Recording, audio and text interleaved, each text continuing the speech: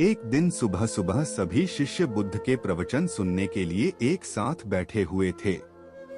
कुछ देर बाद बुद्ध अपने साथ एक रस्सी लेकर आए।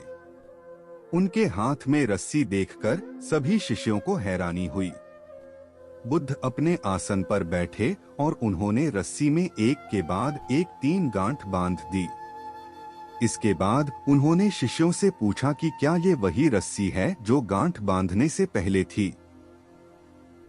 इस प्रश्न के जवाब में एक शिष्य ने कहा कि इसका उत्तर थोड़ा मुश्किल है। ये हमारे देखने के तरीके पर निर्भर करता है। एक तरह से तो रस्सी वही है, इसमें कोई बदलाव नहीं है। एक अन्य शिष्य ने कहा कि अब इसमें 3 गांठें लगी हुई हैं, जो कि पहले रस्सी में नहीं थीं। इसे बदला हुआ भी कह सकते हैं। कुछ शिष्यों ने कहा कि वास्तव में मूल रूप से रस्सी वही है, लेकिन बदली हुई दिख रही है, लेकिन इसका मूल स्वरूप बदला नहीं है। शिष्यों की बात सुनकर बुद्ध ने कहा कि आप सभी सही बोल रहे हैं। अब मैं इन गांठों को खोल देता हूँ। ये बोलकर बुद्ध रस्सी के दोनों सिरों को खींचने लगे। बुद्ध ने पूछा कि क्या इस प्रकार रस्सी की गांठें खुल जाएंगी?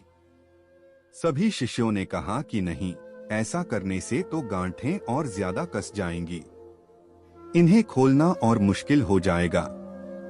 बुद्ध ने कहा कि ठीक है, अब एक अंतिम प्रश्न, इन गांठों को खोलने के लिए हमें क्या करना होगा? शिष्यों ने कहा कि हमें इन गांठों को ध्यान से देखना होगा, जिससे हम जान सकें कि इन्हें कैसे लगाया गया है। इसके बाद हम गांठें आसानी से खोल सकते हैं। बुद्ध इस जवाब से संतुष्ट हो गए और उन्होंने कहा कि ये सही बात है। हम परेशानियों में फंसे रहते हैं और बिना कारण जाने ही उनका हल खोजने लगते हैं, जबकि हमें पहले समस्याओं के मूल को समझना चाहिए। जब समस्याओं की वजह समझ आ जाएगी तो उन्हें सुलझाना बहुत ही आसान हो सकता है।